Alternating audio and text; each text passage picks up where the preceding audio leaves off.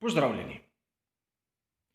Današnja tema bo rahlo kontroverzna za verjetno marsikoga izmed vas. Ampak vprašali se bomo, če pravzaprav vemo, kdo je zmagal veliko nagrado Shakirja.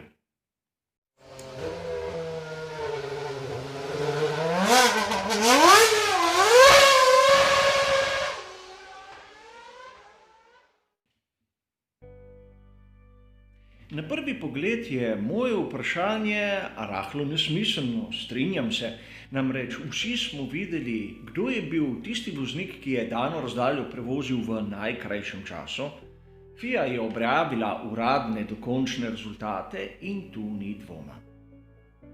Po drugi strani, če začnemo malo prebirati medije, kateri se ukvarjajo s Formulo 1, in tu kažem na domače in tudi tuje, bomo opazili, da je večina člankov posvečena Georgeu Russellu. Sedaj se lahko sprašujemo, kdo je tisti zmagovalec dirke v Shakirju? Russell ali Perez? Namreč ne dvomim, da bi lahko George Russell z malo manj nesreče zmagal dirko v Shakirju, ampak je ni. Zato se poraja drugo vprašanje, kaj želijo mnogi avtorji s tem povedati. In tu je treba dodati, da sam zastopam samo moje osebno mnenje, katerega bom skušal argumentirati in marsikdo izmed vas se s tem lahko tudi ne bo strinjal. Treba je povedati, da zato imamo pripombe, kjer lahko tudi debatiramo o tem, kako kdo na določene stvari gleda.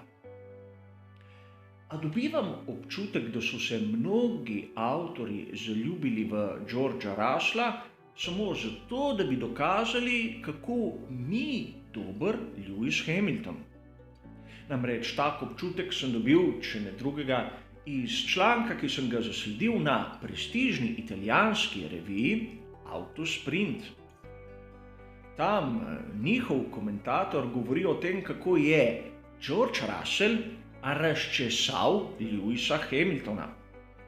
Lewis Hamilton niti prisoten ni bil na dirki in George Russell še sam bo je rekel, da kaj takega se ni zgodilo. Res, njegova dirka je bila enkratna, nihče ni dvomil v njegov talent. Žal so ga mnogi opazili komaj zdaj, ko je dobil priložnost v Mercedesu. In treba je poudariti, da Lewis Hamilton kljub vsemu je 7-kratni svetovni prvak in nekdo kot George Russell, hočeš nočeš, se za zdaj še ne more primerjati z njim. A članki, kateri se nekako ukvarjajo z Georgeom Russellom, so zasenčili vse dogajanje, zanimive zgodbe, ki bi jih lahko povedali o veliki nagradi Shakirja. Namreč Sergio Perez je tisti, ki je trčil s Charlesom Leclercom v prvem krogu in kljub temu zmagal dirko. A o tem podvigu izjemno malo govora. Malo kdo se je spomnil, da naprimer na veliki nagradi Turčije je bil Perez drugi. Na veliki nagradi Bahreina je bil na 3. mestu, ko mu je v finalnem delu dirke odpovedal pogonski sklop in končno prva zmaga. Da ne rečem, da se je malo kdo spomnil tistega Pedra Rodrigueza, ki je na veliki nagradi Belgije leta 1970 bil zadnji zmagovalec dirke za svetovno prvenstvo Formule 1 iz Mehike, seveda do Pereza. Ogromno zgodb, katere bi lahko zanimale marsikaterega navdušenca Formule 1, a mi prebiramo zgodbe o Russellu. In da ne bo pomote, treba je povedati tudi vse, kar se je dogajalo o Georgeu Russellu, a mislim, da to ni poglavitna tema. In če pustimo Sergia Pereza malce primerov, kaj pa naprimer Lance Stroll, kateri je imel fantastično strategijo, kateri je pokazal veliko zrelosti in ogromno mejo senzibilnosti, kajti on je začel dirko na pneumatiki soft in nato menjal na medium. Ali Esteban Ocon, kateri je bil prvič na stopničkah in tu s tovarniškim Renaultom, naj vas spomnim, Daniel Ricciardo in Cyril Abiteboul sta stavila, ali bo Renaultu uspelo sploh doseči stopničke letos. No, sedaj so bili tretjič na stopničkah in drugo mesto okoli je najboljši rezultat te ekipe do zdaj, do predzadnje dirke. A o tem ne duha, ne sluha. Vidimo dolge, ogromne razprave o tem, kako George Russell je talentiran, kar nedvomno je, kako bi si zaslužil boljši sedež od tistega, ki ga ima, kar nedvomno je tudi res, in kako bi lahko bil nekdo, ki bi poživel dogajanje v Formuli 1. No, o tem rahlo dvomim. Namreč po eni dirki v tovarniškem Mercedesu je prezgodaj za kakršnokoli sodbo, pozitivno ali negativno. Zanimivo je nekaj drugega. Namreč vsi govorijo o Russellu, kako bi si zaslužil boljši sedež od tistega, ki ga ima na razpolago. Razpletajo se razne teorije, zarote in možnosti, da bi pristopil celo v Red Bull, katere nimajo uradnih osnov, a videli bomo v prihodnosti.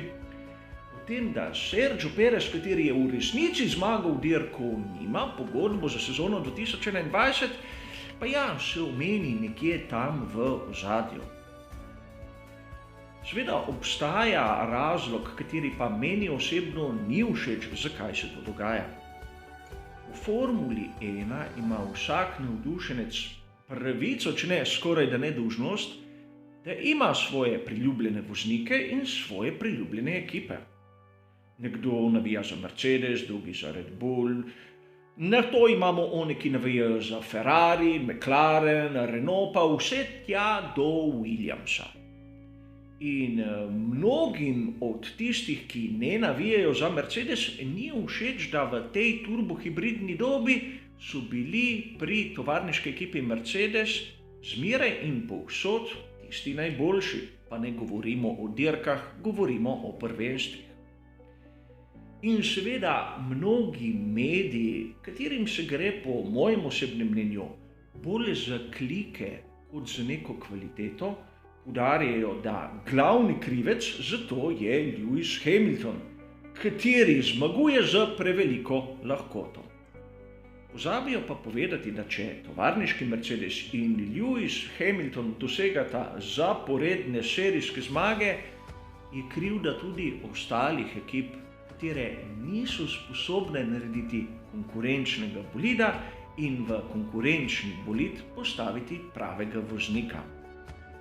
Torej, lep izgovor je sedaj George Russell, kateri naj bi bil neka protiutež Lewisu Hamiltonu, za vse tiste, ki so malce frustrirani, ker njihova ekipa pač v zadnjem obdobju ni dosegla tistega, kar bi si oni, in tu dodam upravičeno, lahko želeli.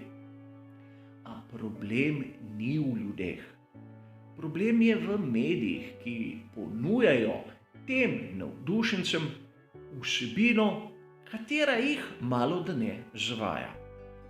In dobro vemo, da če neko stvar ponavljamo in to ponavljamo v nedogled, se bo tudi prijela. In čeprav nima neke realne osnove. Tisti, ki sledite mojim prispevkom, ste mnogokrat lahko slišali frazo, ki jo bom ponovil sedaj še enkrat. Da v Formuli 1 moramo navijati za in ne proti nekomu. A mnogi od tistih, ki se ukvarjajo s tem prelepim in navdušujočim športom, tega nočejo razumeti. Nočejo razumeti pa tudi zato, ker pisati proti nekomu je prvič lažje in hitreje dosežejo tisto število všečkov, klikov, komentarjev, ki si jih tako želijo. Čeprav gre na koncu samo in izključno za prazne številke, z katerimi pa ni nobene vsebine. Seveda, trenutek za vse nas, da razmislimo, kaj prebiramo, kaj gledamo in da začnemo biti tudi malce bolj kritični. In seveda kritični tudi do mojega kanala in mojih prispevkov.